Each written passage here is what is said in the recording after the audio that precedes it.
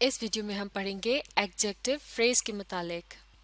जैसे कि हम पहले सीख चुके हैं कि एक एडजेक्टिव क्या होता है। ये वो लफ्ज़ होता है जो किसी जगह, शख्स या चीज़ के मुतालिक कुछ न कुछ बताता है। जैसे कि टॉल मैन यानी लंबा आदमी।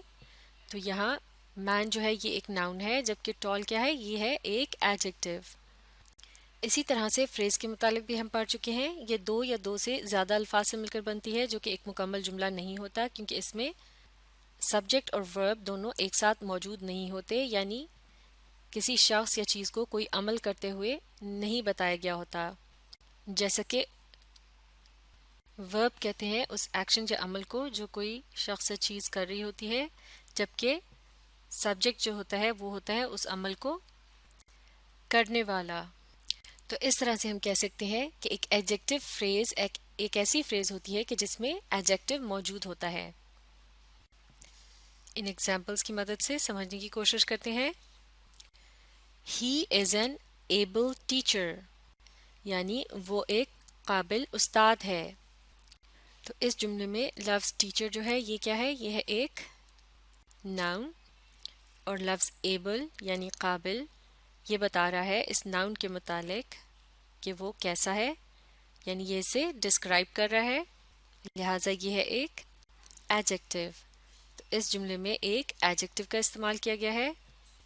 अब इसके मुकाबले में अगले जुमले को देखते हैं। He is a teacher of ability, यानी वो एक ऐसा उस्ताद है जिसमें काबिलियत है। तो इस जुमले का पहला हिस्सा है ही इज़, यानी वो है। यहाँ ही जो है वो सब्जेक्ट के तौर पर मौजूद है, क्योंकि इसी के मुतालिक कुछ बताया जा रहा है, जबकि इसका लफ्ज़ जो है ये है वर्ब की एक किस्म।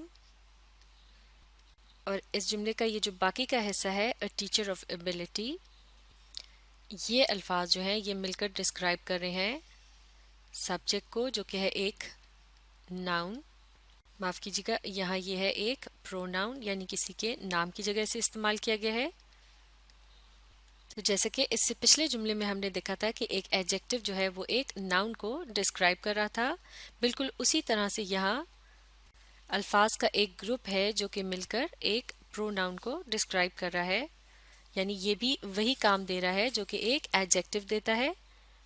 लेकिन अब की बार चूंकि यहाँ दो से ज़्यादा अल्फाज इस्तेमाल किए गए हैं और जुमले का ये जो टुकड़ा है ये एक मुकम्मल जुमला नहीं है या पूरी बात नहीं है, क्योंकि इसमें सब्जेक्ट और वर्ब एक साथ मौजूद नहीं है, लिहाजा ये एक फ्रेज है। और ये किस किस्म की फ्रेज है, क्योंकि ये एक प्रोनाउन को डिस्क्राइब करी है, लिहाजा ये है एक एडजेक्टिव फ्रेज।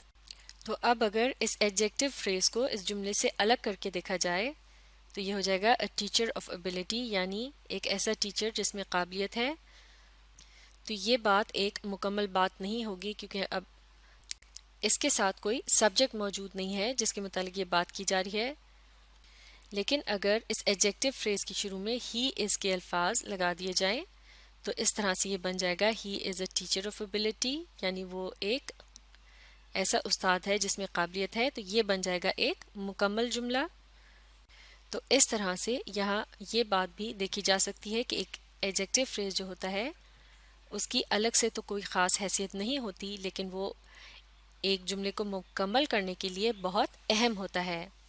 जैसा कि यहाँ इस जुमले में ये एडजेक्टिव फ्रेज जो है ये डिस्क्राइब कर रहा है कि ही कैसा है, यानी ही एक उस्ताद है जिसके अंदर काबिलियत है। इसी तरह से देखते हैं ये एक और example. This is a beautiful place, यानी ये एक खूबसूरत जगह है।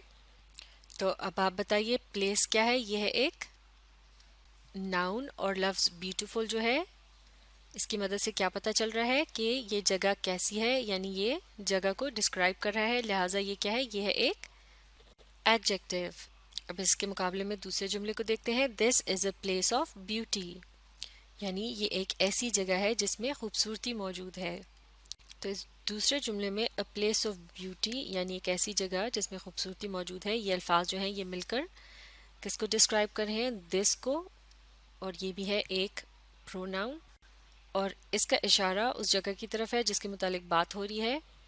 तो वो लफ्ज़ या अल्फाज جو مل کر کسی ناؤن یا پروناؤن کو ڈسکرائب کرتے ہیں یا اس کے متعلق بتاتے ہیں وہ کہلائے جاتے ہیں ایڈجیکٹو. اور چونکہ یہاں صرف ایک لفظ نہیں ہے بلکہ یہ الفاظ کا ایک گروپ ہے لہٰذا یہ ہے ایک ایڈجیکٹو فریز.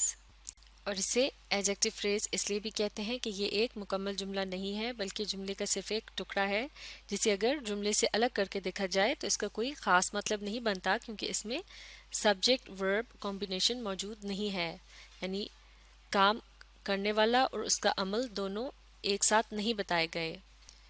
تو ان ایگزامپلس کو سمجھنے کے بعد اب ہم آسانی سے سمجھ سکتے ہیں کہ ایک ایڈجیکٹو فریز کیا ہوتا ہے. An adjective phrase is a group of words that tells about a noun or pronoun. یعنی ایڈجیکٹو فریز جو ہوتا ہے وہ الفاظ کا ایک گروپ ہوتا ہے جس کی مدد سے ہمیں ناؤن یا پروناؤن کے متعلق کچھ نہ کچھ پتہ چلتا ہے. It does the work of an adjective اور یہ وہی کام دیتا ہے جو کہ ایک ایڈجیکٹو دیتا ہے یعنی ناؤن یا پروناؤن کے متعلق مزید کچھ بتانا. تو یہ تھی ایڈجیکٹو فریز کی پہچان. اسے اچھی طرح سے سیکھنے کے لیے آپ اس ویڈیو کو ری پلے کیجئے اور اس کے ساتھ ساتھ پڑھنے اور سمجھنے کی کوشش جاری رکھیے.